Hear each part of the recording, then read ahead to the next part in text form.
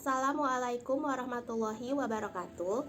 Nama saya Yeyen Sundari dari kelas 6A Akuntansi Pagi. Saya di sini akan mempresentasikan materi mengenai laporan keuangan dan laporan audit. Pertama, saya akan menjelaskan mengenai laporan keuangan. Definisi laporan keuangan merupakan suatu informasi yang menggambarkan kondisi keuangan suatu perusahaan dan informasi tersebut dapat dijadikan sebagai gambaran kinerja keuangan perusahaan tersebut. Kemudian jenis-jenis laporan keuangan. Yang pertama ada laporan laba rugi. Laporan laba rugi merupakan laporan keuangan yang berisi data-data pendapatan dan pengeluaran perusahaan dalam kurun waktu tertentu. Kemudian ada laporan perubahan ekuitas.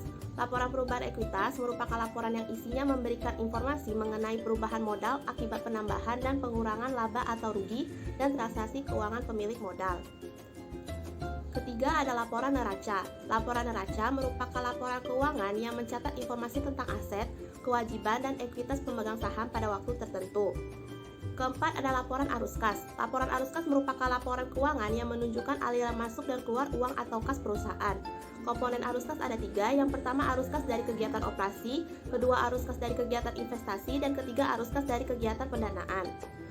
Dan yang terakhir catatan atas laporan keuangan. Catatan atas laporan keuangan merupakan catatan-catatan tambahan untuk memberikan informasi lebih lanjut dan penjelas laporan keuangan yang ada kepada pembaca. Selanjutnya saya akan menjelaskan mengenai laporan audit.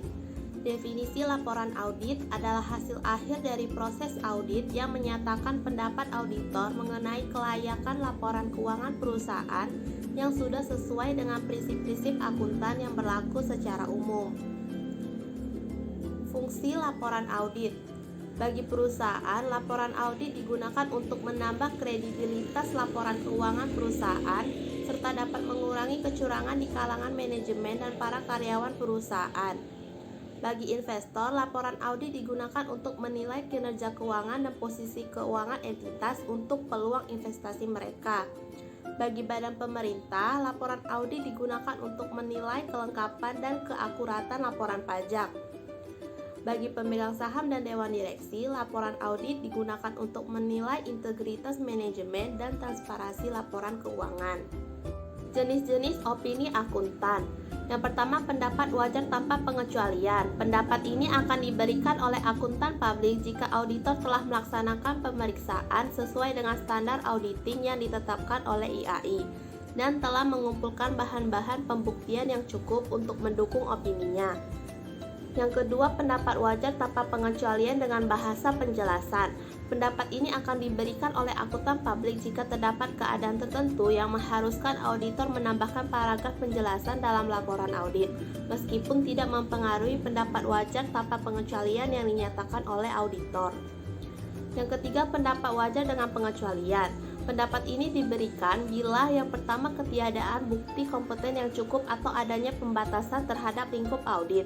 Yang kedua, auditor yakin atas dasar auditnya bahwa laporan keuangan berisi penyimpangan dari SAK yang berdampak material. Keempat, pendapat tidak wajar. Pendapat ini diberikan bila menurut pertimbangan auditor, laporan keuangan secara keseluruhan tidak disajikan secara wajar sesuai dengan prinsip akuntansi yang berlaku umum di Indonesia.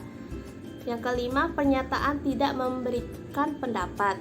Auditor dapat tidak menyatakan suatu pendapat bila ia tidak dapat merumuskan atau tidak merumuskan suatu pendapat tentang kewajaran laporan keuangan sesuai dengan prinsip akuntansi berlaku umum di Indonesia. Sekian video presentasi dari saya. Wassalamualaikum warahmatullahi wabarakatuh.